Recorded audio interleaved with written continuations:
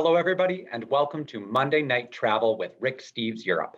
My name is Gabe Gunning, and I have the privilege of serving as your moderator this evening as we pop across the pond to Paris with Rick and a very special guest tonight. Now, without further ado, I would like to turn things over to one of our tour guides for the evening, Rick Steves. Rick, over to you. Gabe, thank you so much, and welcome to everybody to Monday Night Travel. This is the 60th time we've gathered, and I'm loving it more than ever. This is something I really look forward to. I hope you do too. This is a chance for travelers to enthuse about their love of travel, specifically their love of European travel. So thank you for joining us. Thank you so much for joining us. I hope you've got your favorite travel partner with you. Hope you got something culturally appropriate to eat and drink. I'm going to be enjoying some beautiful wine. Medoc, it just makes my endorphins do flip-flops, I'll tell you. And I've got a beautiful plate, a charcuterie plate here. I'm jumping right into the food, but I'm not gonna eat this until I introduce Steve Smith. He's coming in a minute. But right now, I just want to welcome you. I'm in a good mood because this morning I was in Minneapolis.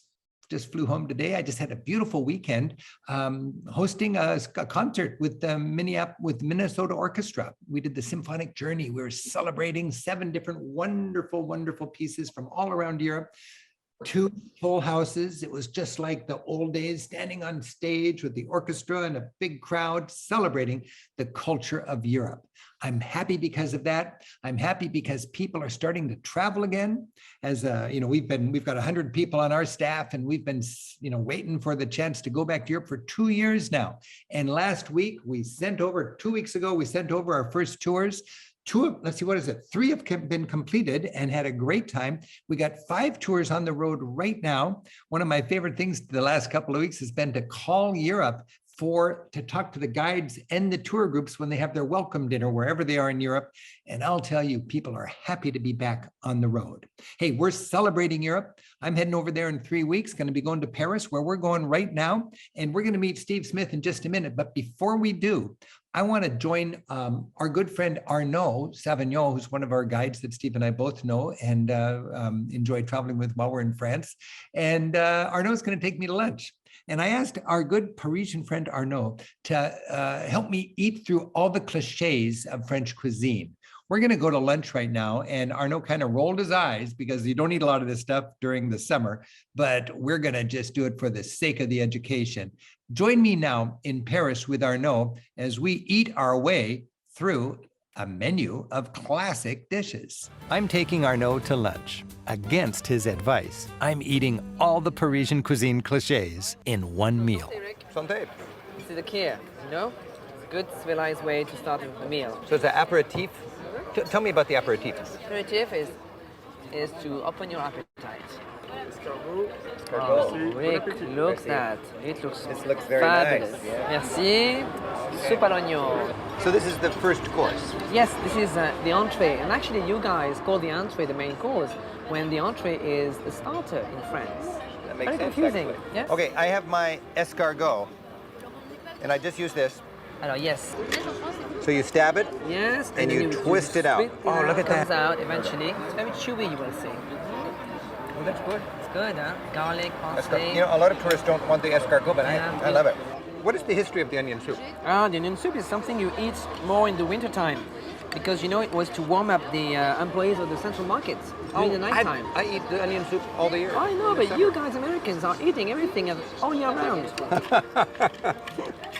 Merci, I think. This is actually the main course. Plat principal, we call it in French. Plat principal. Plat principal. Okay, the principal plate. Absolutely, yes. Okay. Steak tartare. Steak tartare, yes. Very you know famous. what it is made of? No. It's fresh raw beef. This is raw beef. Raw beef. It's very fresh. The spice comes from the Worcestershire sauce, the ketchup, the mustard, the Tabasco, salt, pepper, and the yolk of an egg. And then you just mix that all together with the beef. You like it? Yes, I love it. You've introduced me to something new. This one is so good. I can't believe it. I'm eating raw beef and it tastes good. It is good, huh? Wow, especially with some red wine. By the way, that steak tartare is really tasty, but for me, it's too rich for a whole plate. I mean, a typical Parisian would just have a whole plate. I would highly recommend sharing a plate or ordering a small plate as an aside, but don't miss an opportunity while you're in France to try that notorious but surprisingly good steak tartare. So we are, having now the cheese course, which is very important. You don't end up a meal without some cheese. And basically, you order cheese to finish the wine, and then you order more wine to finish the cheese. It's a nice cycle. Oh, it's a vicious circle. Vicious cycle. This is dessert time, Rick. You're having creme brulee, and I have a fondant chocolat. This is sacred, for lunchtime. To stop for at least an hour. We don't work. Look at these people. They've been here forever. Yeah, it's sacred. Enjoy. Okay. Arnaud is valiantly trying to get me to slow down at lunchtime. Arnaud knows how to work hard, but at lunch, as he said, you must take an hour off. And when we're filming, if the light is good, we don't take an hour off. And Arnaud was with us here filming, but he just tries and tries to get me to slow down. One thing I just love when I'm making the TV is to capture natural sound. The sound of a spoon crashing through the crust, the beautiful crust of a cream caramel.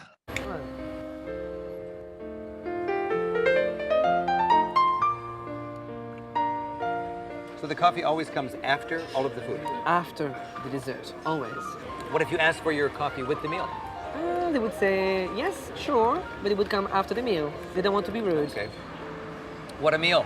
No, excellent, wasn't it? I'm heading for the Orsay Gallery. Oh, go ahead. I'm finishing with my cognac. Oh, well. Bye-bye, Rick. Okay, we're going to meet Steve in a minute, but I just want to remind you, Steve Smith is the man that really built our tour program as far as gathering our guides and nurturing our core of guides. We've got over 100 guides, mostly Europeans, that just are so amazing. Steve retired from that work a couple years ago. We had 100 of our guides right here in my living room. And I want to show you this little clip before I introduce Steve. One of our guides is Kathy Ryan. She's an Irish woman who's a great singer. We always encourage our guides to play to your strengths. And if you're a beautiful singer, weave music into your tour. And Kathy here is singing a special Irish thank you sort of song to Steve for his career, building our team of guides. You'll find when you look at these guides, nearly all of them still work with us. And it's just the kind of caliber, the camaraderie, the esprit de corps that we enjoy with our guides that lead our Rick Steves tours. Here we are, gathered in my living room, thanking Steve for all of his work and bidding him well. Long, long road, it lies before me, and fate will take me where it will. But through the valleys and over mountains, I will not forget, but remember you still. So here's to you and our time together. We all share with you a parting glass and bid adieu with a smile.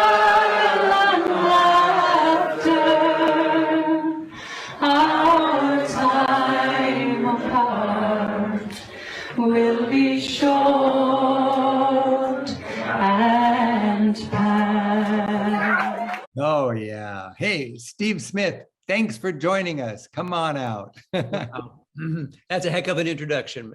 Rick, thank you. Boy, what a memory. Wow. Remember that evening? Wasn't that a touching moment? How could I forget it? Yeah. Yeah. And, it's 25 years of doing that.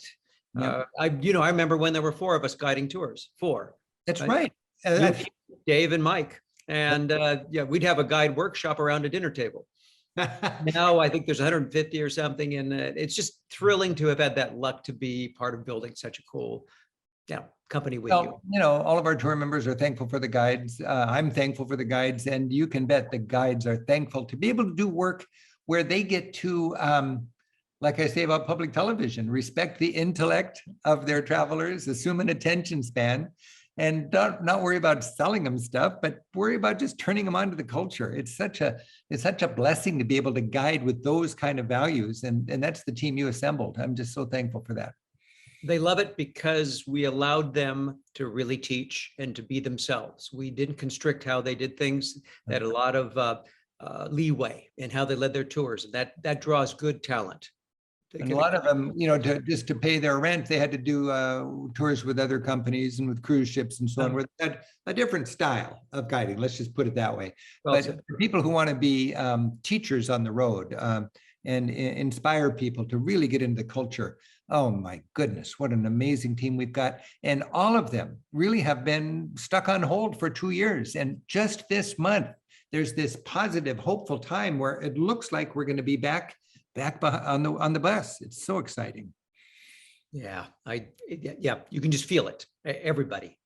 Yeah. And you're going to be heading over. When are you going to Europe now? About 8 days. I'm out for 2 doing? months plus. Yeah. To Paris I go. I mean, it's time and I am ready.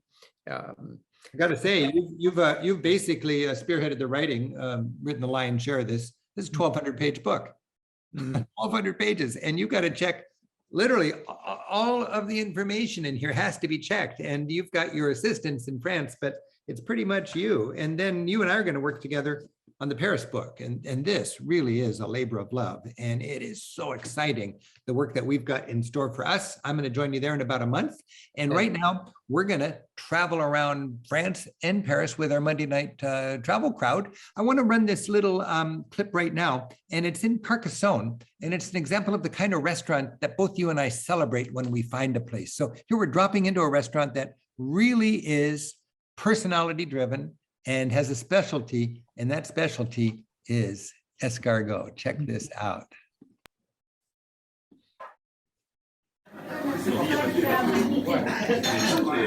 I'm Rick Steves, and I'm having a good time in Carcassonne in France. And I'm with Steve Smith. Bonsoir, Steve. Bonsoir. And Steve and I are checking out all of the restaurants in our book, and the food here was so good that I ate it before I could film it. But the challenge for me and Steve is to find a place that has character. I mean, this is a little place where you're really lost in the hubbub. I mean, you are surrounded by the energy of this place. The owner is named Thomas, and he's there. He's working harder than anybody, and he's got his personality. He puts a little anise in the escargot. No. Thomas, this is just fantastic. Merci bien. What was in the escargot? The special flavor of the escargot? Butter, persil, garlic. You feel? Because the secret is the anise. It was the anise. Anise, alcohol of anise. The alcohol of anise. Yeah. And after spicy local. See, that's Piment d'Espelette. you can get escargot anywhere in France, but you can only get Thomas's escargot at Escargot in Carcassonne. That's very good. But we're trying to write these up, and this is our bugaboo. You can write in a guidebook, but then you try to make it so people can, from their hotel bed, be sitting there wondering, where am I going to go for dinner tonight? Well, complete flexibility. You got a vision of the hands-on management of Thomas and his gang of black-shirted staff, the sizzle of the open kitchen, surrounded by a foodie capsule under medieval timbers, and the tourists. And the tourists feel just like locals. So this is the challenge in every city, to find these kind of places and put it in our guidebook so our travelers can learn from our adventures and eat better and have a better trip. Happy travels from Carcassonne in France. Nice.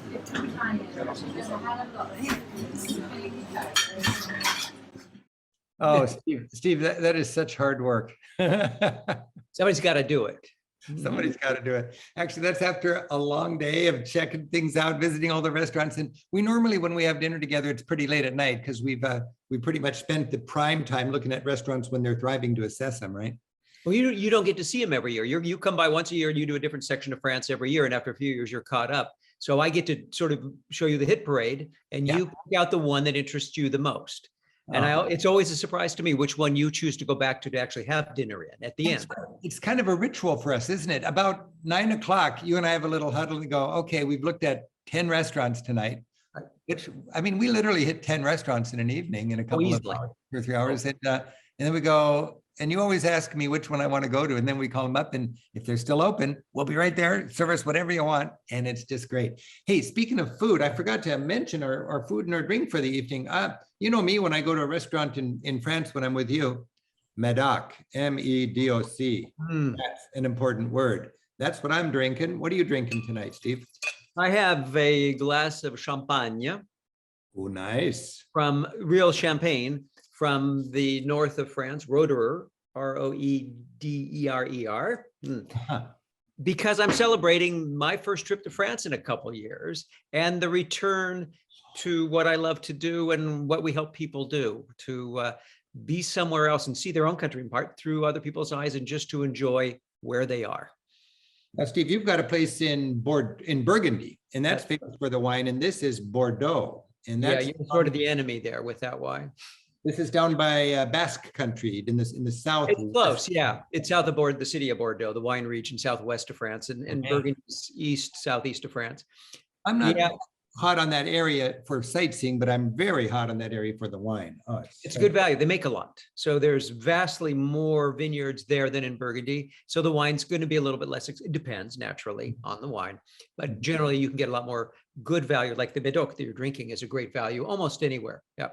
Because I end up going for the kind of the poor man's Brunello. You know, in Italy, you pay so much for the famous wine, but you can find the Vino Nobile Montepulciano. You know, that's in the same category, but it's not quite as famous. And this Medoc is a good, solid bet. I think they'll see on the show, but the Americans are often surprised how reasonable wines are in France, particularly by the glass in a restaurant or cafe. And the table wines in restaurants, $15 to $20 are perfectly good. And you drink the wine in the region you're in, right? Yeah. So if you're in Bordeaux, drink that wine. If you're in Burgundy, drink a Pinot Noir. I'm drinking this right here in Seattle, and if I'm sensing it correctly, I get a little hint of blackberry, a little currant, maybe I think licorice, mint. Google Medoc. You can know. All I know, Steve, is this is a good wine. Okay, and then I want to share with everybody else this charcuterie board. I just love to throw together a little kind of a munchie plate here with my red wine. And you get this in France. It's so easy to find a good charcuterie. And of course you got your pickles and your vegetables and your nuts and this kind of thing and your fruit. But it's the meat and the cheese that I just love to match with the wine. And we're going to be seeing a number of cheese courses today. And here what I'm having is sort of a kind of the Swiss version of Emmental, an Alpine cheese from the Savoy, Chamonix area.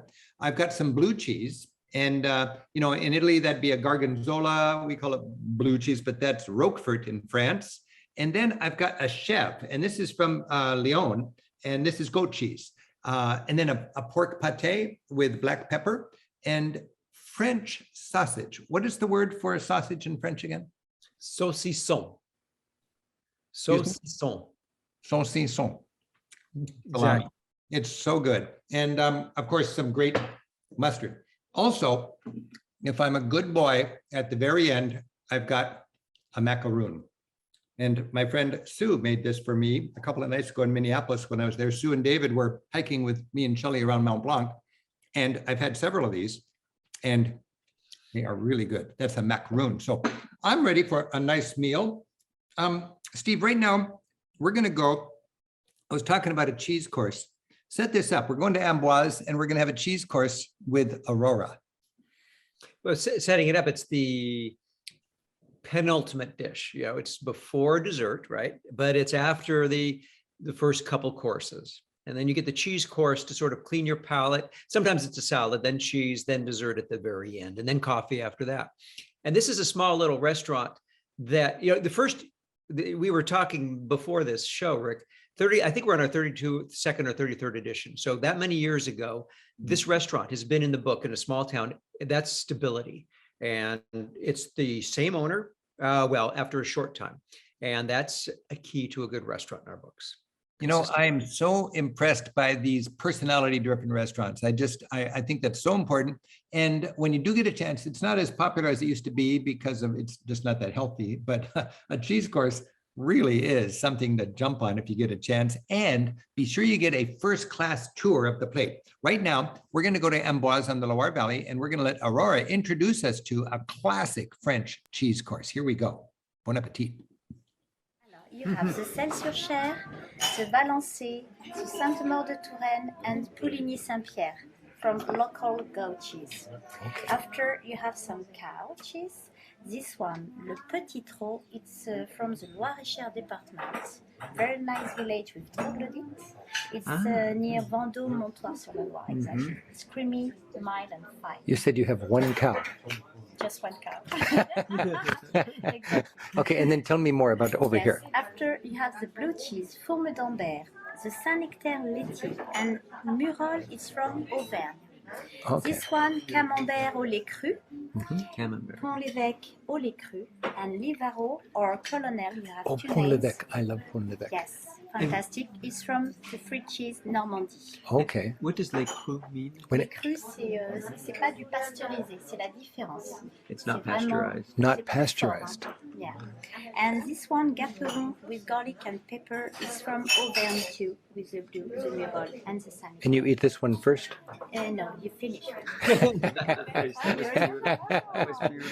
And then you made something special here. Yes, and this one, Reblochon, sorry, is from Savoy, and I prepare Armagnac with raisins in my house. It's not my Armagnac, but I prepare. Armagnac with raisins. Oh, Yes, yeah. and fresh raisins. Oh, it's so beautiful. And what is the name of your restaurant? L'épicerie. And what is the city that we are in today? This is Amboise. Amboise. It's a beautiful place. Thank you very much. Steve, that is just so charming, and anybody can have that experience. You don't need to write a guidebook to get Aurora to give you this loving sort of tour of the great cheeses, and then ask for, you don't eat all of them, you just get a little slice of which ones you point to, right? Yeah, I mean, boy, that was just what a plate of a lot of foods that you just pick a little bit of, or I mean, there's no way you could get through a meal. And whenever you see, you said it earlier, it's a good point. Still today, you'll find plateau of fromage available in certain restaurants on the menu. Look at the menu. It's always posted outside before any restaurant, in front before you go in. Mhm. And when you find one of the plateau de fromage, go. A lot of times, if you have a multi-course menu and you buy a 3-course meal, one of the choices for dessert would be the cheese course. And- Cheese or dessert, exactly. Yeah, and I don't really need the dessert. I need the cheese and some more red wine. And that's a way to extend the meal. And a lot of Americans are a little nervous about the skin. Of course, if it's got a thick rind on one of these giant wheels of cheese, you don't need that skin. But I would imagine all the cheeses we just saw there, you would be happy to eat the skin as well. I'm trying to think through, but rarely do I not in France. Yeah. The cheeses are such, they're soft cheeses. So you eat the rind, exactly. All right. Hey, let's go now to Paris, Steve, and we're going to go to our favorite neighborhood. First time I met you in France, you were living just a couple of blocks away, and you introduced me to Rue Claire. We're going to go back to Paris, travel a little bit in the city, and then go to our favorite neighborhood, Market Street, Rue Claire. Paris was born over 2,000 years ago on this island in the River Seine. And many of its highlights can be seen from popular sightseeing boats. There's the Notre Dame and the Louvre Museum. And of course, the Eiffel Tower, built to commemorate the 100th anniversary of the French Revolution. Paris glitters with history. Even the bridges bestowed on the city by kings and emperors tell a story. Beyond its glorious monuments and buildings, Paris is a city simply in love with life. Delightful parks let commoners luxuriate like aristocrats. Here in Luxembourg Gardens, there's a tranquility and refined orderliness enjoyed by young and old. Hey, Steve, normally this is the situation, right? You don't go on the grass, but in a few cases you can go on the grass. What's the deal there? Yeah, I tell you what it is. It's a funny thing. In Luxembourg Garden, there's only one area where you're allowed, well, one principal area you're allowed on the grass, but that varies by who's mayor of the city. and there'll be signs and you'll be whistled off. They have cops walking around, I mean, police, park cops who are perfectly gentle, but they'll let you know with their whistles, you're not allowed on that. And if there's nobody on the grass, don't go on it. You know, somebody told me a joke, I think I forgot about it until just now. They said, what's the definition of a split second? The time it takes between when you step on grass in Paris and when somebody goes. That's very good. I like that. So true. But the parks are, and you know, the parks are a big deal. People live in tiny quarters, right? So they need the park. They do. And Paris, I mean, compared to any city almost in the world, has more acreage of park space that for a major urban area per capita than anywhere else. And it is a joy of traveling. And we point them out well in our books too. And I think Americans are really surprised. All those green chairs that you're seeing people sitting on are just left there overnight. They're not chained down. Right. That is your backyard, right? Those people sitting on those chairs, that's where they go. So don't underestimate the parks. We all go to the galleries and the museums and the palaces. The parks really are worth a serious look. The gardens are impeccably tended. And for generations, children have launched dreams on this pond.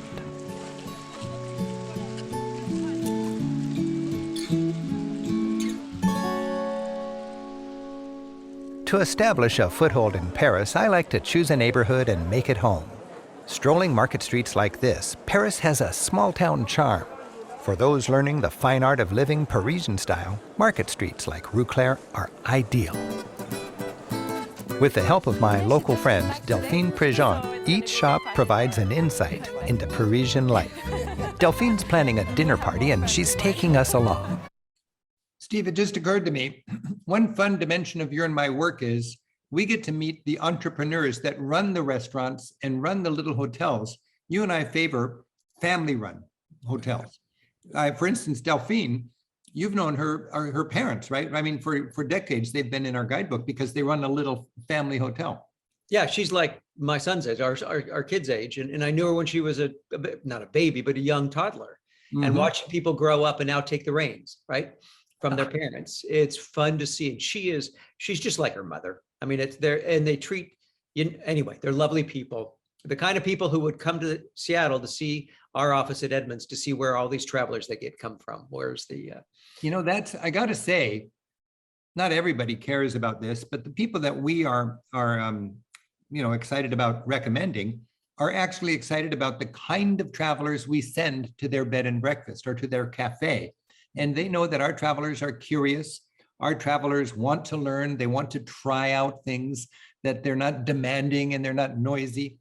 We have great travelers and we find great families that run great businesses. And it's kind of our magic little juice, I think. And to meet people and stay with people like Delphine, it really makes your trip a lot warmer.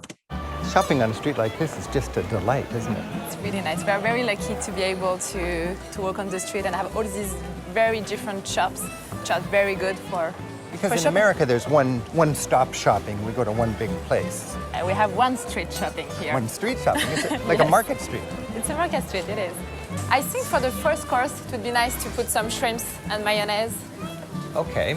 And so you see you have different types of shrimps. You have like different colors, different sizes as well. So I think we'll go for the moyenne, for the medium ones, which is very flavorful. Now, it looks very fresh.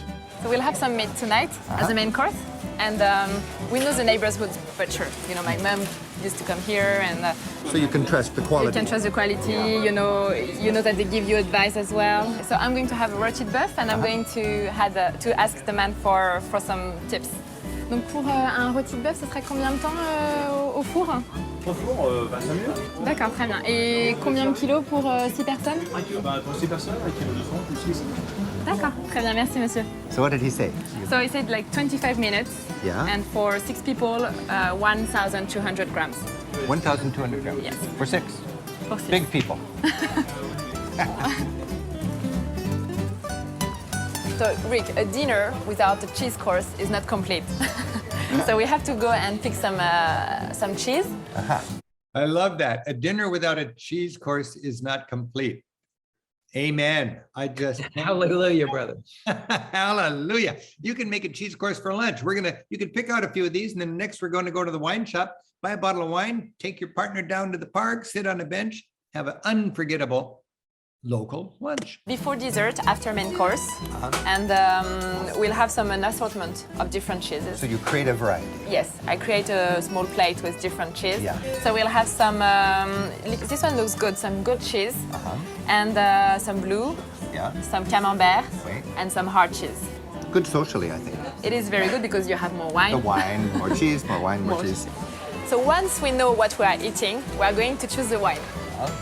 Beautiful job. Yes, it's really nice. Bonjour. Bonjour. We are going to talk with the expert and we're going to tell him what I'm going to have for dinner and he's going to pick the right wines for us. That's good, okay. In France, with so many wines to choose from, expert advice is welcome. He recommends a white for the shrimp, a full-bodied red from the Rhone Valley for the beef, and another white, this time from the Loire Valley, for the cheese plate. It's nice to have the advice for the little details of the menu.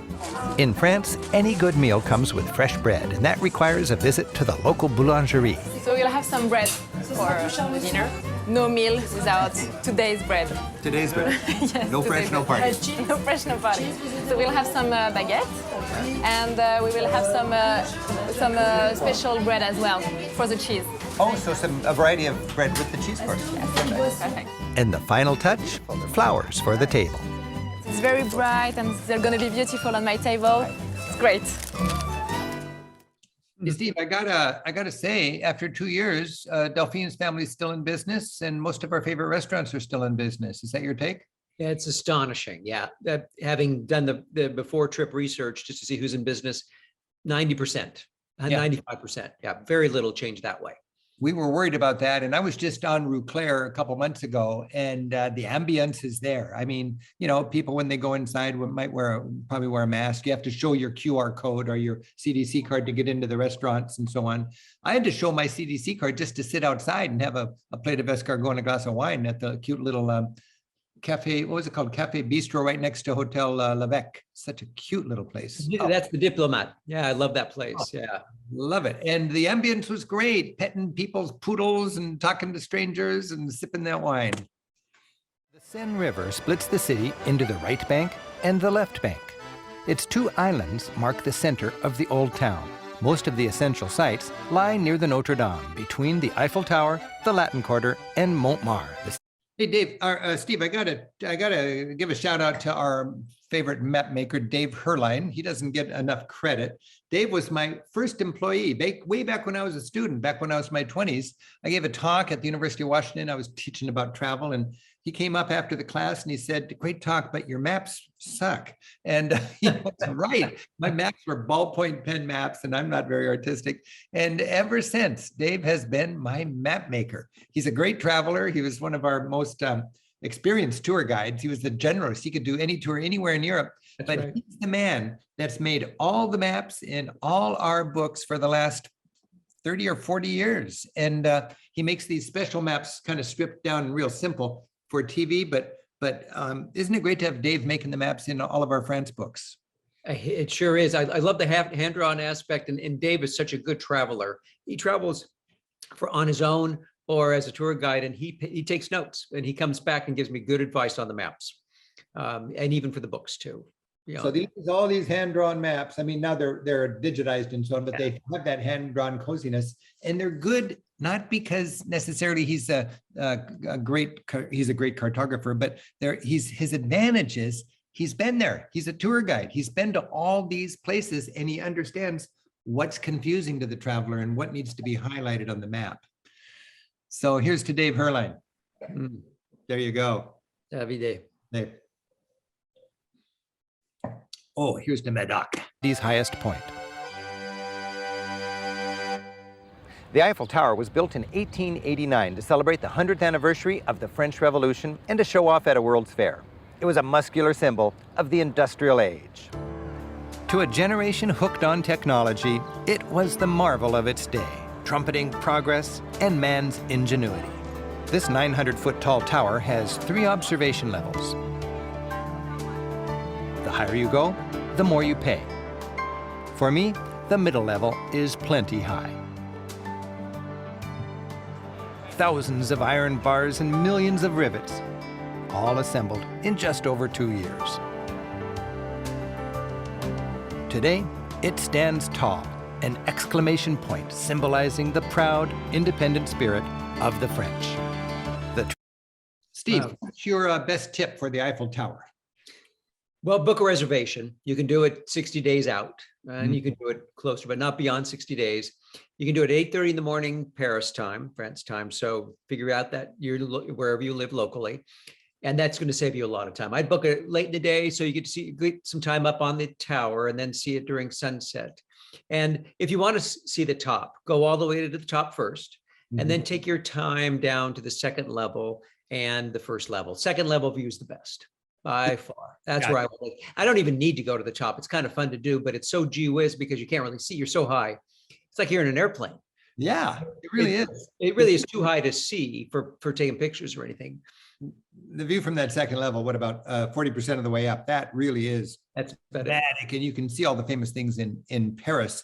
And I highly agree with your idea to make a reservation, because every time I go, I just use our booking to make a reservation. It's simple. And I end up walking by a long line of people waiting in the line for people that are not so smart, who didn't make a reservation. They're wasting an hour of their day. And I go walk right up in front. They usher me to the front and put me on the next elevator up. One thing I love to do, Steve, is to take the stairs down from that second level. You'd be surprised how fast you can get down by the stairs. And it's just so interesting.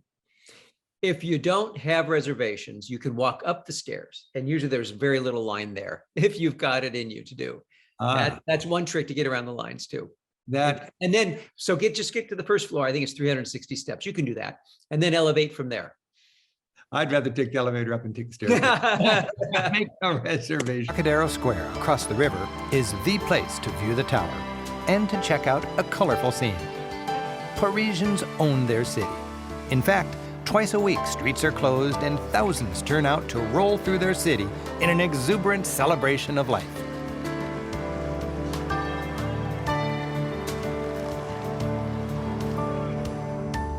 Paris was born centuries before Christ, right here on the Ile de la Cité, an island in the middle of the Seine River. The Romans conquered the local fishing tribe and set up camp. Today, the Notre Dame Cathedral marks the place where a Roman temple once stood. The city's first bishop, St. Denis, holds his head in his hands. When Christianity began making converts here, the pagan Romans beheaded him. But, according to legend, Denis just picked up his head and kept on going. Inspired by this miracle, Christianity flourished, and the temple was replaced by a church. Imagine the faith of the people who built this, breaking ground in 1163 on a building which wouldn't be finished for 200 years. Gothic architects incorporated the latest technology, flying buttresses, to support the heavy rooftop. Its ghoulish gargoyles multitask. They serve as fancy rainspouts and scare away the evil spirits. The church is dedicated to Our Lady, or Notre Dame. Mary cradles the baby Jesus. The rose window provides a majestic halo. The Virgin Mary was highly revered throughout the Middle Ages. The faithful petitioned her in times of trouble for both comfort and, through her intervention, God's mercy. As worshippers headed for Mass, they'd walk under a relief of Judgment Day. Christ sits on his throne, the trumpet sounds, all are judged: peasants, knights, nobles, royals, even bishops. An angel weighs cute little souls while cheating demons yank on the scales. The saved stand happily at Christ's right hand. The damned, a sorry chain gang, are on his left. Carvings like that, and like this scene of Eve tempting Adam with an apple, remind us that this art was more than decoration. You know, think about it, Steve. This was carved 800 years ago. Think of the investment and think of the passion and the power of the people's faith. And to this day, 800 years, it's just such a beautiful place to visit. Of course, sadly, we've got this tragic fire and it's closed for a while. I would imagine it'll be quite a while before it's open again to tourism. What's the latest on that, Steve? Well, I'll find out more when I'm there, but the official line is they're going to open some of it for the Olympics, which is 2024. In fact, a lot of Paris is trying to, what do I want to say, renovate itself for those Olympics. But Notre Dame would be the key. But the reality is really to be done, it's 15 years. That's what most people say. Wow. Yeah. I'm not sure we'll be able to go inside. That's a big It's question. a huge investment, and I'm so thankful that people recognize the value of this. This is sort of the heart and soul of the city, right there. Ever in the place where Paris was born, way back in Roman times.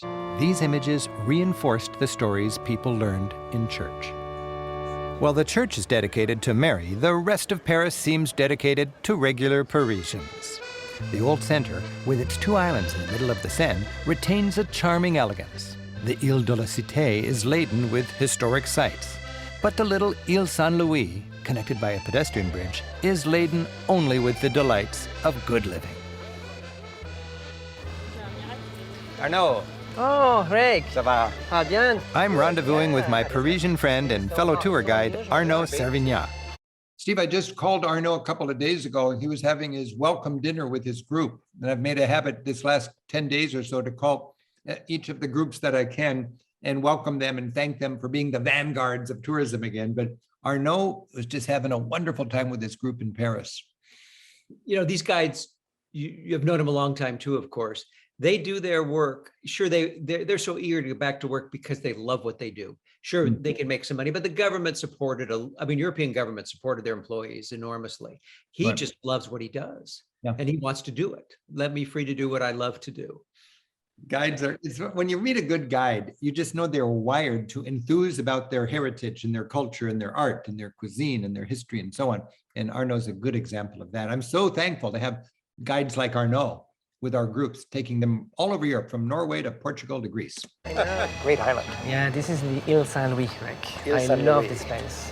You know, all around, it is really uniform architecture, everything dating from the 17th century. And the beautiful apartments, very expensive. It's the most expensive in town. And I wish I could have an apartment here if I could afford it. This is very trendy to live here. Oh my God, wonderful. And all along the street, you've got some galleries, quaint, you know, little boutiques and restaurants. And just down the street there's a place, Bertillon, where you have the best sorbets in Paris. Really? Yeah.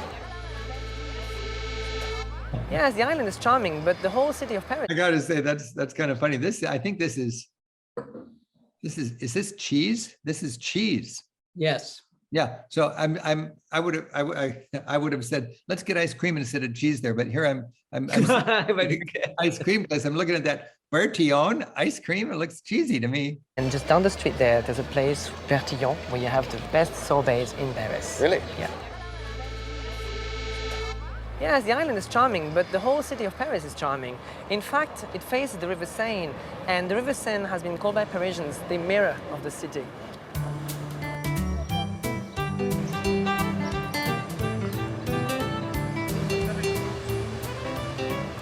It's a great people zone. Yeah, you know, people strolling. Yeah, coming out. Wandering around, Festivals bicycle. here. Yes, indeed. On the Bastille Day, we have a big party here, big dancing organized, Dancing, and people dancing all around the place. And today, Steve, this in the Middle Ages, this was a mucky, sewery riverbank, just a horrible place. People turned their back on the river. And now, one of the great things about Paris is how they've turned the banks of the Seine into like a long, skinny park. I'm glad you stopped it right there, because I was just thinking, and that's new to a lot of travelers. If you've been to Paris before, this is rather recent, where they took express lanes on either side of the river for automobiles and converted them to a broader sidewalk than you see where you are here. I mean, this could have been before, I'm not sure exactly where you are there, part of an auto road, express lanes. Right. And now it's all pedestrian zone. Amazing. Way to go, Paris. And you know, drivers will say, hey, you're making it slower to get around town. And the city government says, yeah, you're right, we are, because we're favoring pedestrians and bicyclists and public transit users over drivers. Yep, absolutely. This is even the Paris plage, right? Are they still doing that in the summer? Well, we'll find out. I'm curious if they're going to still do that, but that's part of this whole plan to really enliven the riverbanks in Paris. And they just do it beautifully. Yeah. So make a point. I mean, they've got the new loaner, or not new, but the loaner bike program. And you can pick up a bike in one rack and you can bike all along this end to the far end of the town and park the bike there and be on your way. it's just so relaxed. So what is the French word for these little stalls? Bouquinistes, we call them. It comes from the name bouquin, which means it's old French. Okay. So old books in old French. Old books, yes. And they sell prints, you know. And it goes back a long time? Oh, back to the 1600s, yes, indeed. They were, you know, very wild vendors which were all along the river, saying like that, and they had to be regulated in the 19th century because they were so wild. It's just a classic Parisian. It has the, you know, kind of bohemian lifestyle. Ah, Steve, are you ready to get back to Paris? It's so funny. We've been like birds with our wings clipped for 2 years. I have to pinch myself that I'm really going to be there for the first time in 2 years. You're right.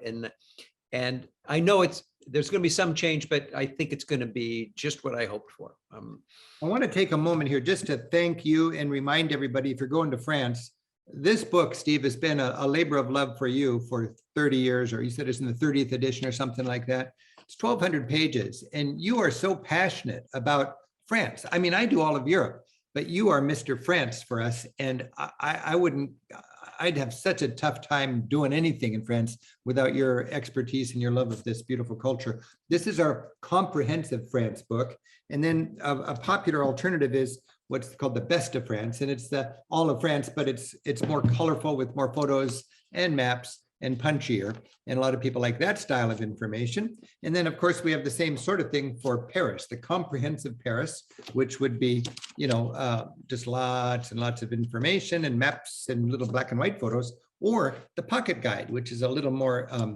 select of information and much more colorful and easy to put in your pocket. So you've got a big responsibility, and you're going to be spending quite a bit of time this spring, along with all of our other researchers. It's all hands on deck. Our Bill Newland, our publisher, is flying up next Friday, and we're going to have a huddle, and we're ready to get those books back in the stores, and people are ready to travel, and we are determined to get our books post-COVID as soon as is physically possible, and that should be by the end of this year.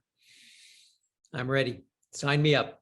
Sign me up. And hats off. I want to shout out to Virginia Moret, who you know. I couldn't do these books without her help. I mean, my collaboratrice, as the French call her, helps me update those books. I couldn't do it alone. Anybody who watched our show on the French Alps, we finished that off in Lyon. I think Virginie lives in there, right? And she was just great there. Hey, now it's time to go out. Oh, first of all, I want to just thank our staff.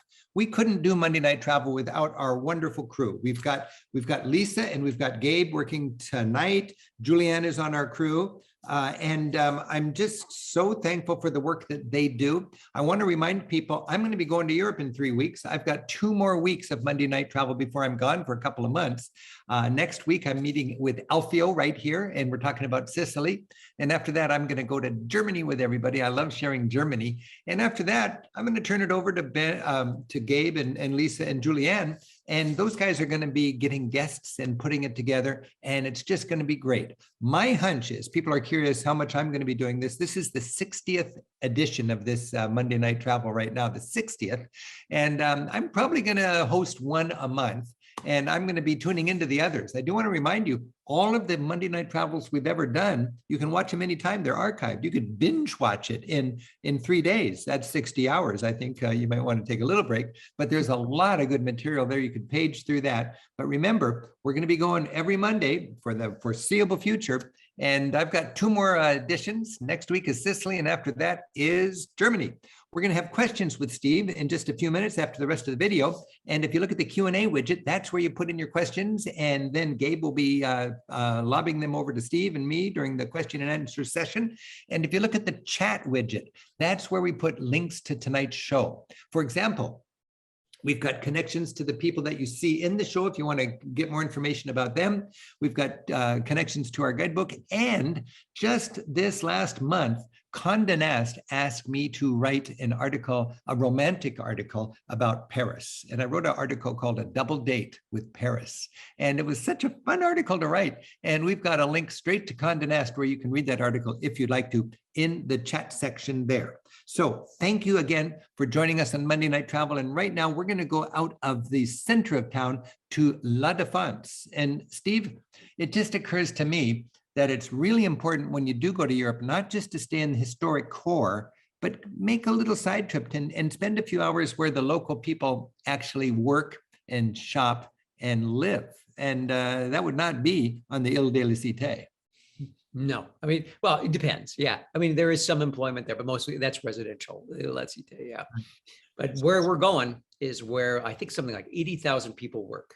All right, let's check this out. This is La Défense. If you take the subway out to the Arc de Triomphe, stay in the subway for 10 more minutes, then pass the Arc de Triomphe and go to the Arc of La Défense. You'll see that arch. It's so big you could put the Arc de Triomphe inside of it. Check this out, La Défense. For a stark contrast in glass, head out to La Défense, a forest of skyscrapers nicknamed Paris's Petite Manhattan.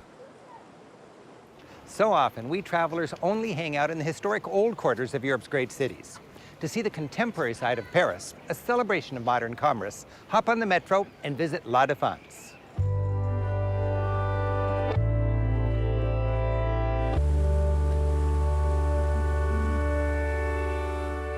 With its striking architecture and 150,000 people a day commuting here to work and even more to shop and play, it's the engine of a modern-day economic power. Stroll the Esplanade. The glassy buildings, which house shopping malls with hundreds of stores, convention centers, and towering corporate headquarters, playfully compete for your attention. With the social ethic embraced by French society, getting a building permit often comes with a requirement to fund public art. That's why the La Défense Esplanade is like an open-air modern art gallery, sporting pieces that make going to work just a little more fun. Legrand Arch, inaugurated in 1989 on the 200th anniversary of the French Revolution, is the centerpiece of this ambitious complex. The arch is big. Notre Cathedral could fit under it. Thousands of people work in its 35 stories. And as everywhere here, the architecture is people-friendly. Back in the old center, it's time for a little shopping. Paris is a leader in the fashion world, famous for its high-end design.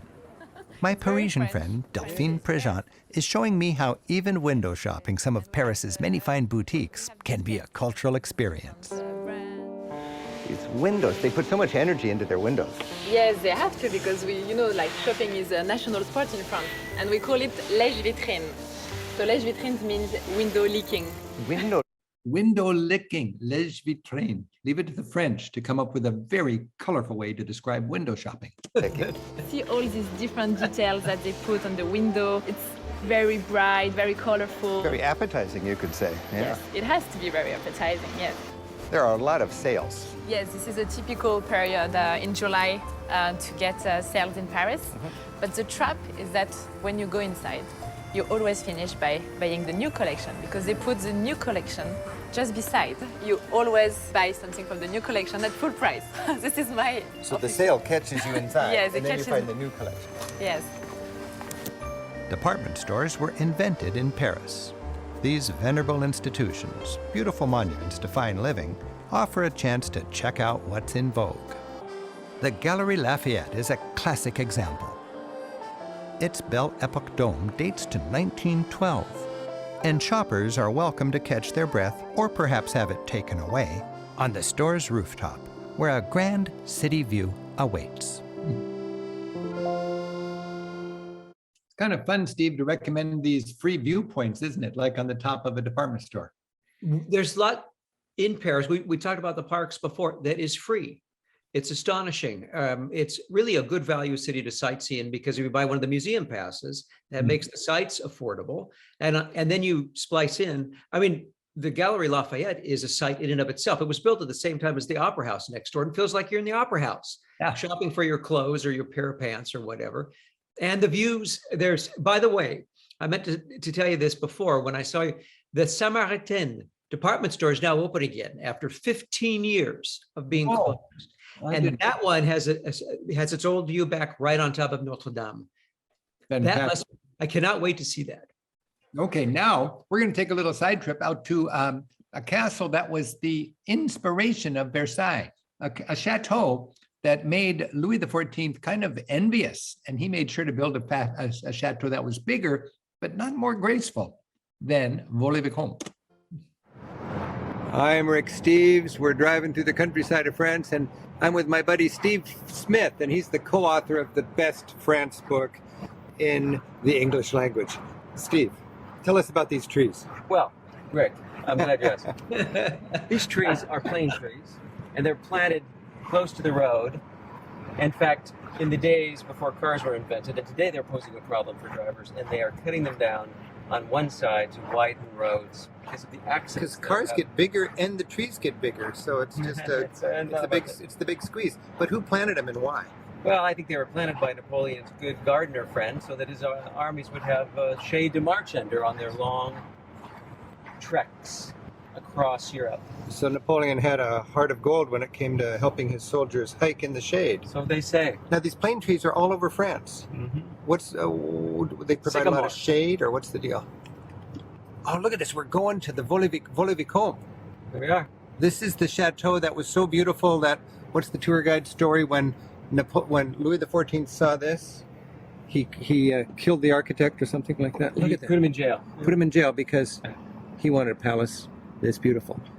Look at that. Steve, look at that. It is literally jaw-dropping.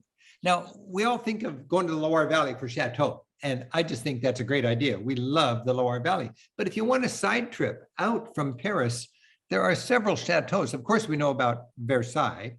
And remember, you can always, all of these little clips, this is just a little quick iPhone kind of Facebook clip I'm doing here, but you can go to Classroom Europe and search for these things on my website and get right to that clip.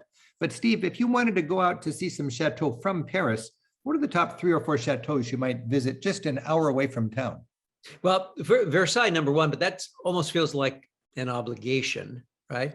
This is the one I would choose to go back to time and again. Vaux-le-Vicomte is number one in my mind. Oh. Nearby, Fontainebleau works well, and it's very different in terms of era when it was constructed. And there's a big city around it, or a small city. Mm-hmm. And then there's Chantilly is how we'd pronounce it. Yeah, Chantilly. Those, when we think about, we know this castle we're looking at here, Fontainebleau, right? No. No. This is Vaux-le-Vicomte. That's right, Vaux-le-Vicomte. Okay, that's just classic Chateau, Vaux-le-Vicomte. It is. Fontainebleau is, as you said, a different era, and it's great for Napoleon. If you're interested in Napoleon, right? I love it. Right, and you can do them both in a day. You can do both this one and that. Because they're close to each other. That they make a great combination. Sorry. And then Chantilly, Chantilly. That's a good one also. If you like horses. If you like horses. And if you like reflecting ponds. They're all so different. You just need a lot of time to day trip from Paris. There's so much. Okay, now we're going to see, I think, 2 or 3 clips right here. They're just candid. After a long day of work, you and I've been working. We've been visiting 10 or 12 restaurants in the evening. We're just very happy. I'm usually, in my mind, done working and just in a great mood. I'm a little bit drunk, and so forgive me for that. But I just want to show you these clips because it shows kind of the fun that Steve and I have when we're researching and the gems that we try to find, and we're so thankful to uncover when we do. Right now, we're going to go to a restaurant we discovered for our book in Normandy, and the conviviality here is just amazing when we found this place. Remember, Steve? It was the like the local pizza place, but it's a tartan or something. Vaux-le-Vicomte, just outside of Paris. Thank you, Steve. There it is right there. What's this called? That's a tartine. Tartine. So this is the local specialty. It's right in this beautiful small town in Normandy, and it is, I mean, the food's fine, but the ambience is great. Hi, I'm Rick Steves, and I'm with my friend Steve Smith. Hey, Steve.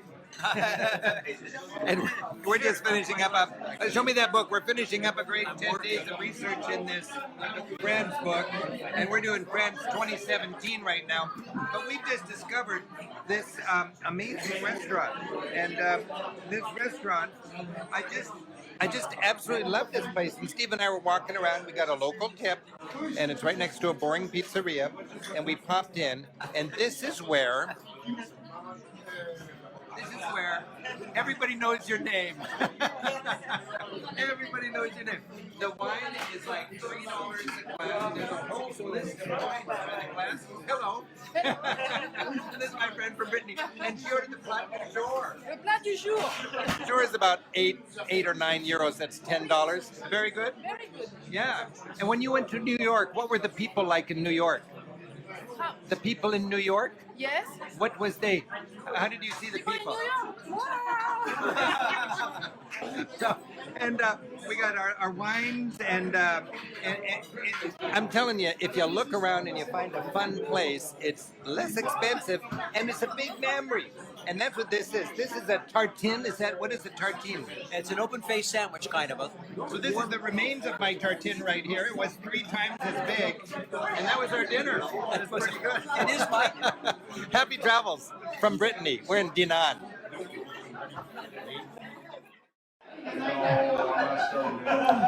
Bonsoir. I'm Rick Steves, and I've just had the most. I've had, I swear, the most amazing night. And it's just there's no food to show you right now. There's just an empty table. Steve Smith, our Normandy book, and an empty bottle of Haut Medoc. I can promote a book even when I'm 3 sheets to the window. There's my one. Steve, it started off with a little tiny appetizer of some sort of a beautiful cod, little tiny thing, and then we had this. I'm so sophisticated. Some kind of cod, a little tiny thing. CHING. Yeah.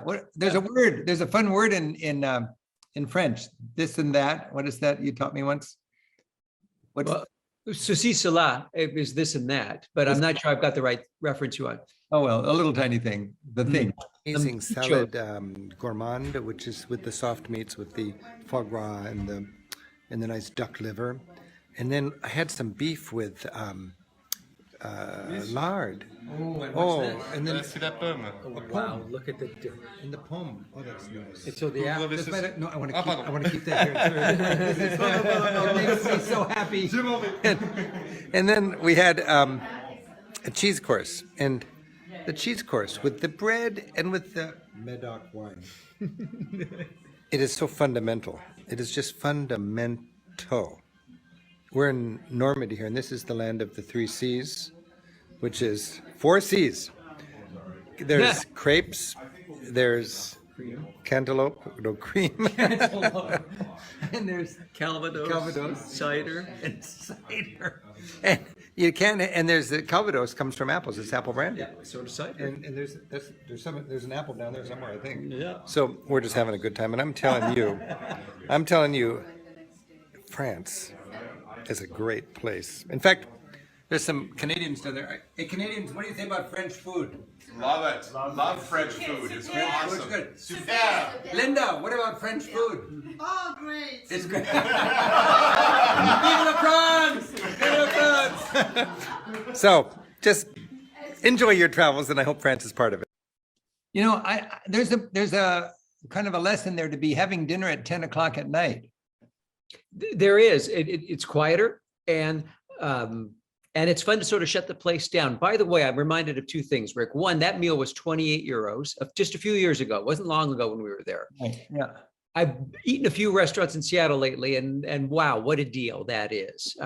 Because it's tax and tip included. We talked about that a little bit before. You can tip up a little bit if you want. But also, it is Linda. You mentioned her name's in the book. Whenever we put somebody's name in the book, you should feel really welcome at that place, don't you think? Yeah.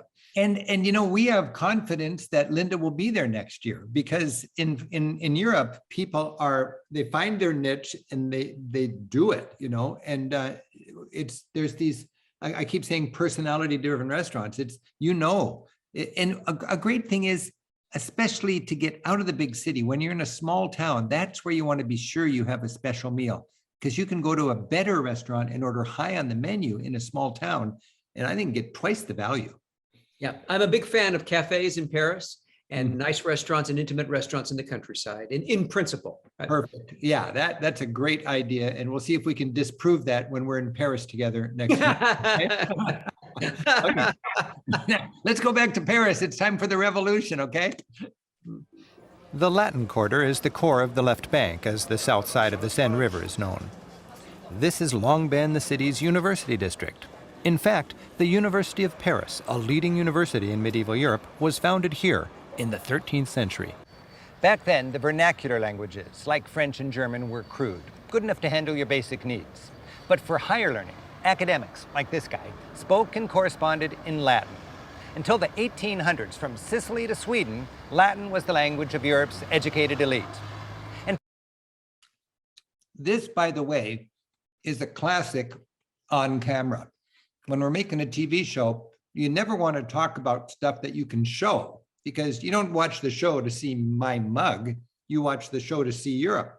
But the stuff I'm talking about right now, you can't really show. So that's what we do with an on camera. We sit next to a statue and we explain it. Parisians called this university district the Latin Quarter because that's the language they heard on the streets. Today, any remnant of that Latin is buried by a touristy tabbouleh of ethnic restaurants. Still, it remains a great place to get a feel for the tangled city before the narrow lanes were replaced by wide modern boulevards in the 19th century. The scholarly and artsy people of this quarter brewed up a new age, Paris's cafe scene. By the time of the Revolution, the city's countless cafes were the haunt of politicians and philosophers who plotted a better future as they sipped their coffee. And the cafe society really took off in the early 1900s as the world's literary and artistic avant-garde converged on Paris. In now famous cafes along Boulevard Saint-Germain and Boulevard Saint-Michel, free thinkers like Hemingway, Lenin, and Jean-Paul Sartre enjoyed the creative freedom these hangouts engendered.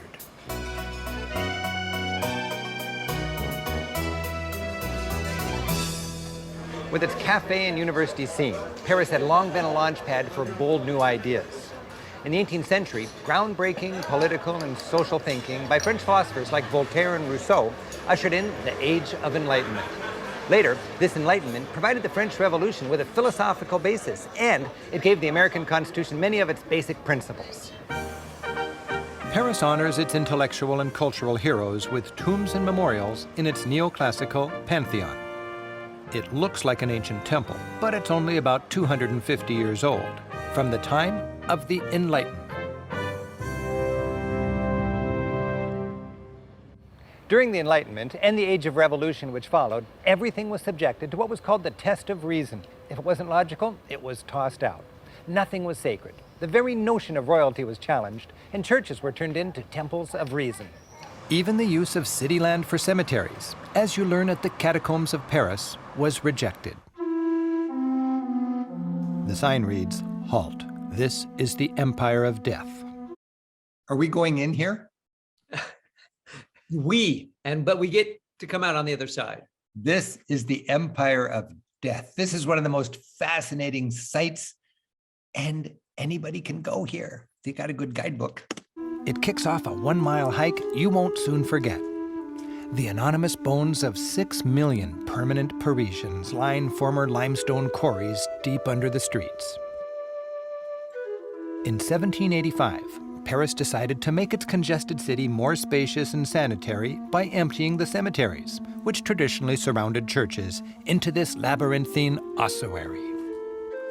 For decades, priests led ceremonial processions of black-veiled, bone-laden carts into the quarries where the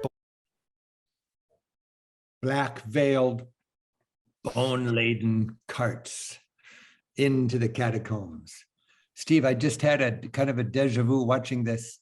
I remember my first time I went here, I think I was 18 years old, and I picked up, and back then there was no security, nothing, you just paid $1 and you went down and enjoyed yourself.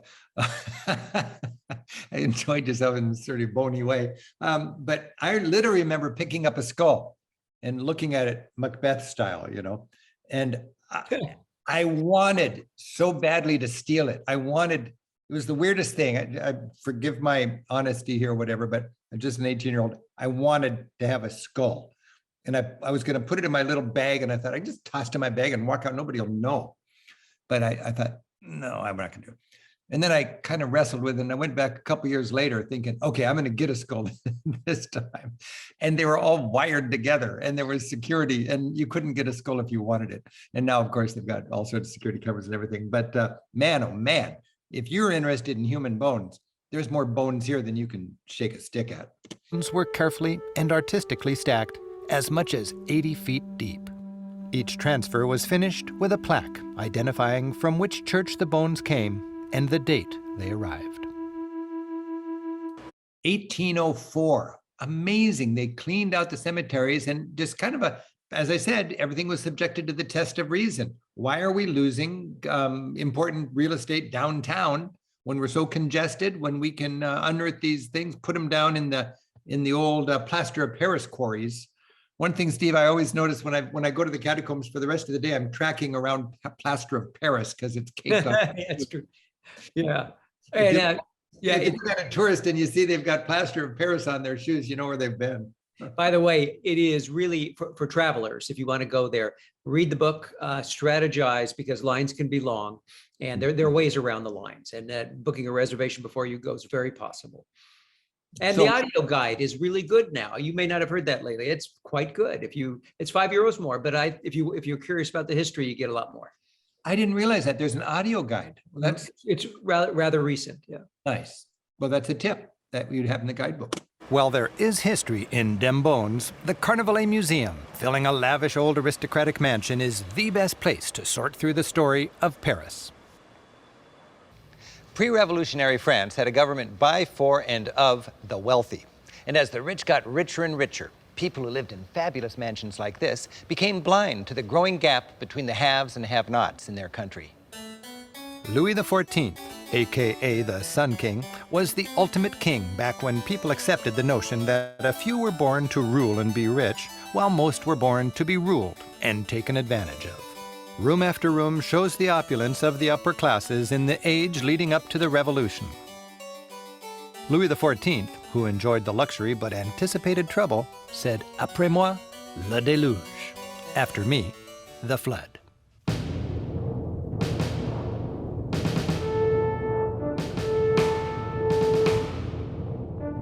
The heart of the museum features that deluge, which hit when this man, Louis XVI, was king. The French Revolution was kicked off with the storming of the Bastille prison. Supporting the angry masses, the liberal wing of the government took matters into its own hands, declaring it wouldn't quit until the people had a constitution. It was Vive la Nation, Liberté, Égalité, and Fraternité, until the people literally beheaded the king and queen. The Place de la Révolution, or Revolution Square. It was here that the newfangled guillotine, considered a humane form of execution in its day, was set up. And it was here that Marie Antoinette, Louis XVI, and over 2,000 others were made a foot shorter at the top. According to this painting, it took 3 to run the guillotine. 1 to manage the blade, 1 to catch the blood, and 1 to hold the head, in this case of Marie Antoinette, up to the crowd. Today, Paris's vast Revolution Square is called Place de la Concorde, Place of Harmony. The guillotine is long gone, and its centerpiece is an Egyptian obelisk.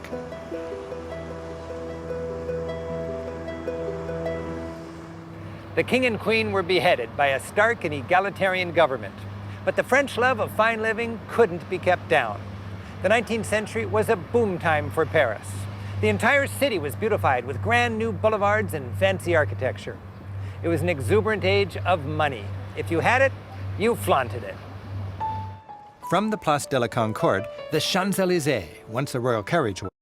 Oh, I love this, Steve. This is what's it called? The Royal Axis. And behind me is the Louvre in a big horseshoe shaped. That was the home of the king. Right there, that big obelisk that's 20 meters in front of me, that's where the guillotine was set up. That's where they cut off the king's head. Up the Champs-Élysées, you got the Arc De Triomphe, and that celebrated Napoleon and the sort of the French nation after the divine monarch was decapitated. And then way in the distance, you can kind of see a L-shaped shadow through the arch of the Arc de Triomphe. That's La Défense. That is the Arc of the Defense. And that's a big globalization international office park. And this axis that goes from the Louvre to the Place de la Concorde to the Arc de Triomphe to the Arc de Défense, that's called the royal axis, going from old regime kings to revolution to nation to global economy. And it's something I wanted to put in the show. And thankfully, my producer, Simon, said, you can't say all of that in the show. People will change channels. Their eyes will glaze over. But I just love that, the royal axis. Now Europe's grandest boulevard, leads to the Arc de Triomphe. The arch was dedicated to the victory of the people and their republic, the triumph of French nationalism. Steve, it is so fun to just enthuse about Paris with you. Thank you for joining us. Thank you for inviting me, having me. One last thing, when you saw all those cars on the Champs-Élysées, that last shot you showed, every Sunday, the first Sunday of the month, there are no cars allowed on the Champs-Élysées. What, if you're there on a Sunday and it's the first Sunday of the month, by all means, experience that street without any vehicles. You know, there you are. Steve, that's such an important tip. And that's one reason I say, read the guidebook before your trip, because you don't want to be there and realize, oh, if we were here one day earlier, we could have hiked up we could have traffic-free Champs-Élysées. You know, there's a lot of tips hiding in the book, and we struggled to design the book so everybody knows everything, but it's hard. Some people are more industrious about it, and others are more just like, we'll see what happens, we'll have a good time. Either way, but if you want to get it right the first time, take it seriously. You owe it to your family. You're the tour guide. Get that book, read it ahead of time, take notes, be where you want to be. One of the highlights for me is, I'm not a huge Tour de France fan, but I've been in Paris twice when the Tour de France is finishing in Paris, and you go to the Champs-Élysées and they go back and forth, don't they, several times. It's such a long, theater. Anybody can get a front row seat. And twice I've just stumbled in there. And, back in the day, saw Lance Armstrong going back and forth. It was exciting to be right there, but that means you got to get that information and read it. So, hey, thanks so much, Steve. And now, Gabe, I think we're ready for some questions from our travelers. We have a lot of wonderful questions, Rick. And thank you to both of you for that wonderful tour of Paris. Before we get to the questions, though, can we have our quick word from our sponsor for the evening? Yeah, sure, Gabe. Thank you. I feel like I'm in such a good mood, and it might be because I'm with my good buddy Steve, and we're going to be together in Paris in a month. It might be because I've got one more macaroon in just a moment. It might be because of my Medoc. Remember that word? M-E-D-O-C. After bonjour, au revoir, merci, madame. This is the word you got to know, Medoc. And I think it's also just we are coming out of the pandemic. We've got, Gabe, you and I are 2 people out of about 100 on our staff, and we've been patiently waiting. We've been investing in our infrastructure. We've been investing in content. We've been volunteering for food banks and cleaning up the parks in our town. We've been just staying busy, but we haven't been able to do our tour guiding. And next month, Steve and I are going to be over there researching the guidebooks. Right now, we've got 5 tours in Europe. We just finished 3 successfully. We've got 5 on the road. We've got 1,000 all booked up and ready to go in the next 6 months. 1,000 tours. We've got 20,000 people signed up. And it's looking like we are going to be able to travel as this pandemic becomes an endemic. If you want to know more about how it's going, we're all in this together. We had 25,000 people have to cancel. We gave back all the deposits 2 years ago, and we opened the floodgates a few months ago, and everybody came back. Or just like that, our tours are almost sold out. But we're all in this together. We want to travel, and we don't know what's in store for us. And we've got the vanguard, the courageous ones that are over there right now. I'm calling every tour on their welcoming dinner in Europe and thanking them and cheering them on. It's working.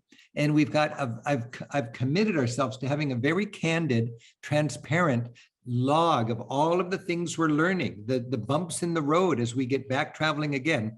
And it's at ricksteves.com in the tour section. You'll find a little tab right there that says on the road again, traveling after the pandemic. And you'll be able to see how it's going. But I'm feeling really good about things, and I'm thankful that people are with us, our guides are with us, and we're traveling once again. That is a word from our sponsor, rickstevens.com. Okay. All right. Well, starting out with some nuts and bolts questions about Paris. We have Lori, who first wants to know what's the best time of year to visit Paris, in your opinion? And should people avoid August? A lot of French people take the month of August off. Would stores be closed?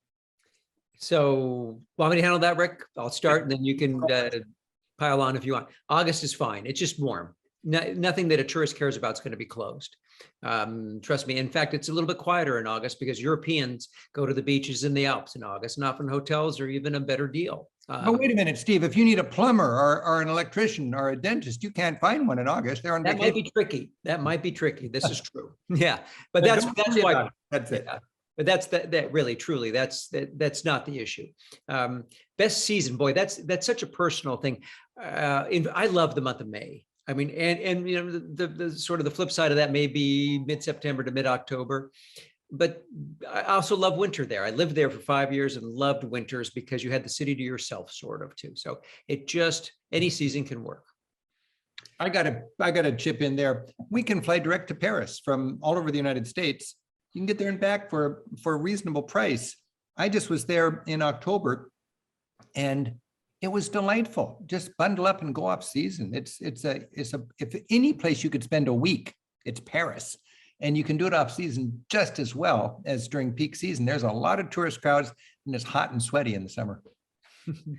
Our next question comes from Nancy, who's wondering if you're traveling in the Rick Steves way, you know, a little bit frugal, but staying in these kind of locally owned places, eating at these restaurants where the locals eat.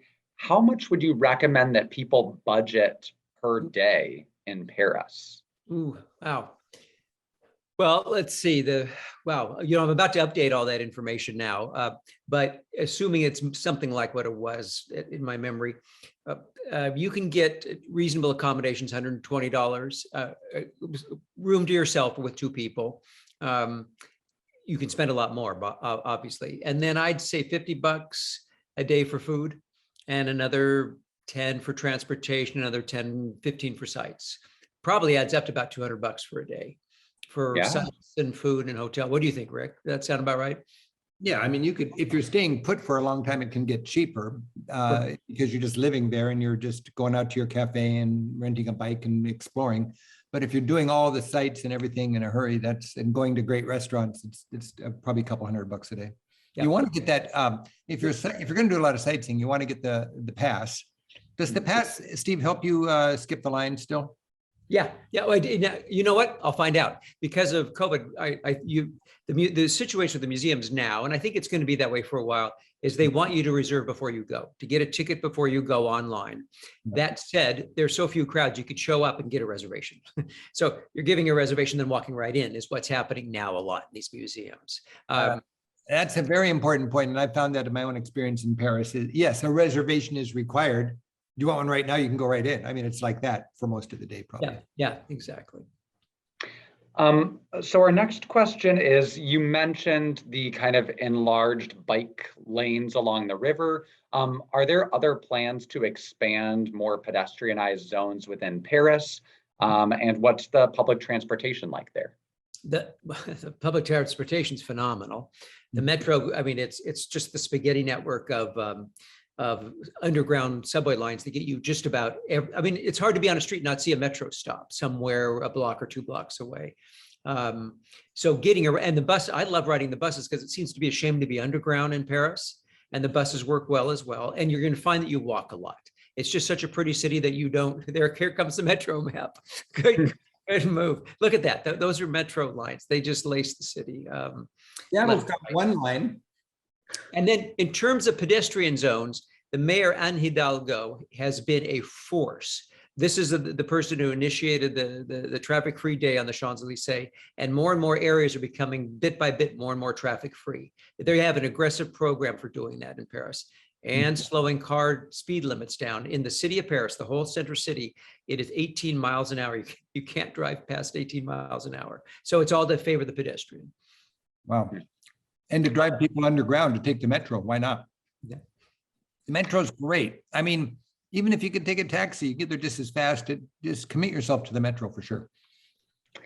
We have Todd who's wondering, we saw you updating some of the guidebook in some of your iPhone videos during this presentation. How do you even choose new places to consider for inclusion in the guidebook? Well, we get lots of good feedback from people, lots of good. And then, you know, a lot of hoteliers and restaurateurs and local guides let us know. We're in touch all the time. I mean, not a day goes by that I don't hear from somebody in Paris, certainly, and in France and other places for something new that's opened, a museum or a good restaurant or whatever. And you put it in your file before you go and you check it out. But a lot of that's reader feedback too. I've just set up, I'm going to be researching for 30 or 40 days this spring, and I probably have 25 food guides booked to take me around towns all over Europe. And Steve's so well connected in France that he wouldn't need that so much. But when I go to any town in Europe, I love to have a person locally who does food tours, and they give me 3 hours in the evening and they show me all their favorite places. And I have to then decide, do I want a place that all the guides are into or the hotels are recommending and that's really good on TripAdvisor? Or do I want the little hole in the wall place? But, you know, it really does help to have that local, like Steve, when he comes into a town, small town in France, he'll sit down with his favorite hotelier, and the hotelier knows Steve, he knows our book, he knows our clientele, and he will lay out the news on the restaurant scene. And then if I'm with Steve, it's just so fun to then put that in a row and get out and check out each of those places. And I should also mention, Steve said that we get it from a lot of reader feedback. And if you go to ricksteves.com, scroll to all the little links at the very bottom of the homepage, there is one for submitting guidebook feedback that goes straight to our books department. We read everything, promise. Mm-hmm.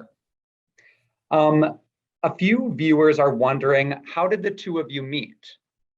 Oh, now, so I'm like Dave Herline, you mentioned earlier, the cartographer. I was living in Portland, I think at the time. I came up and took one of Rick's classes at Experimental College.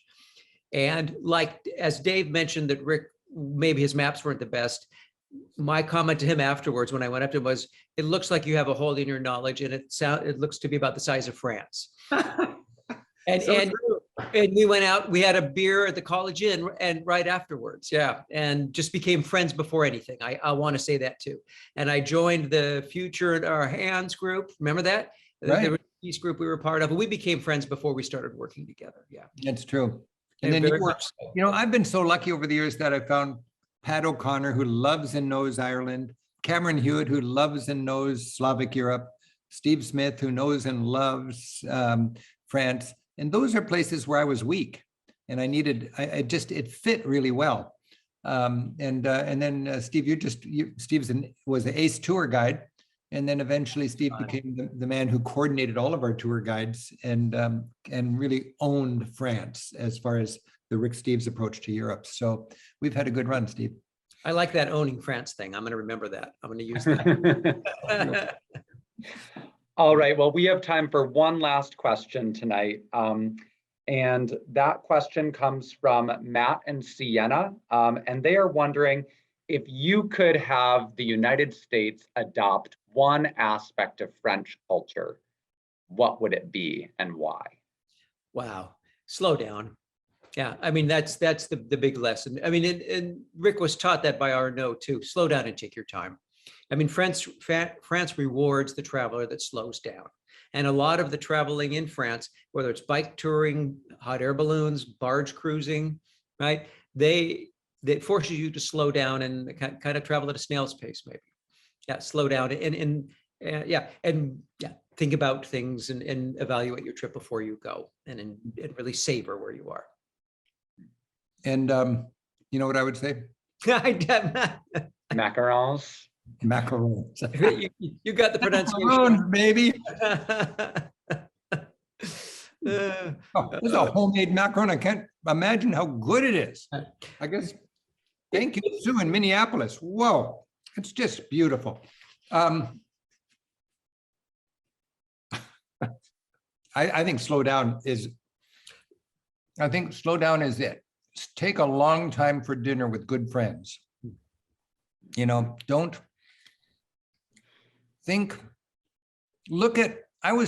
whenever I go to an American city, honestly, there's skyscrapers, there's glass, there's concrete.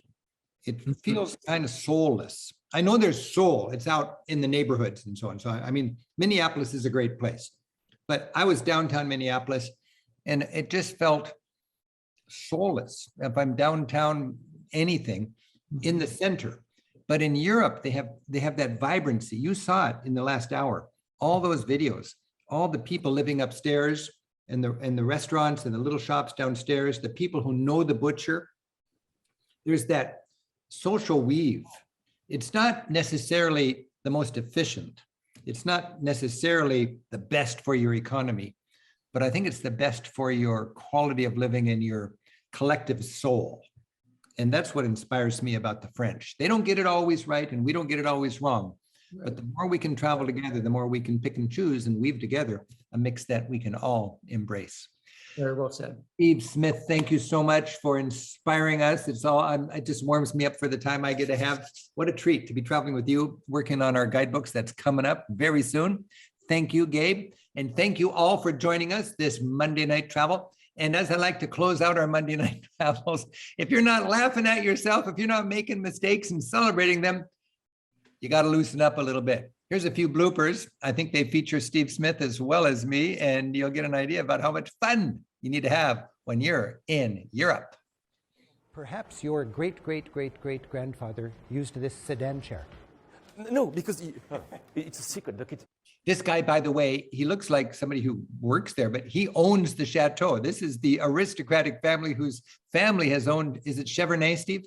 Yeah, Cheverny. Yeah. Cheverny, the Chateau Cheverny is a beautiful man, and he's admitting to me that that's not that historic, this sedan chair. It's a new one.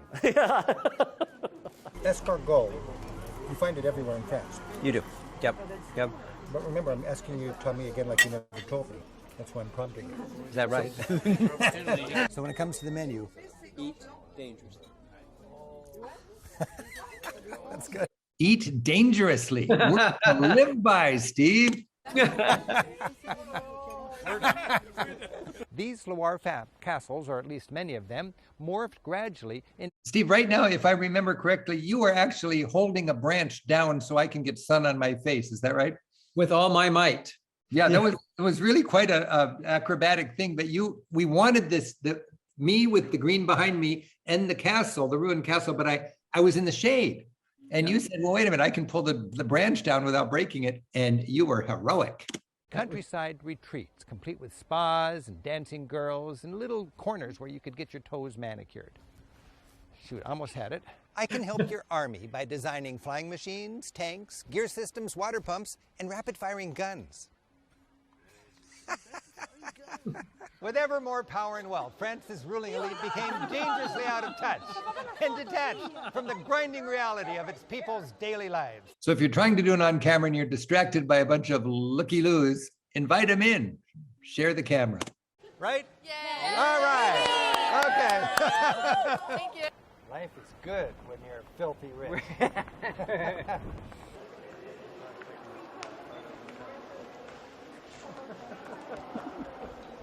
That some are born to the rule, and the rest of it, just deal with it. Hairstyles, theater, music, table manners, French taste spread across the continent.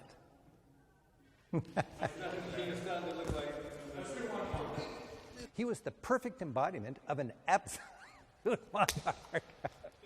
This was great for fundraising, as Christians from far and wide got on their motorcycles, came to town, and gave generously to rebuild the cathedral grander than ever.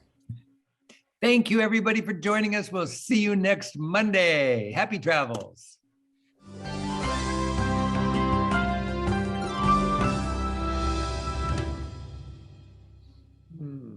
Bonne nuit, Steve. Bonne nuit, Rick. Good night, Gabe. Good night, Steve. Good night, Rick. Good night, everybody. Thank you for joining us, and see you next week.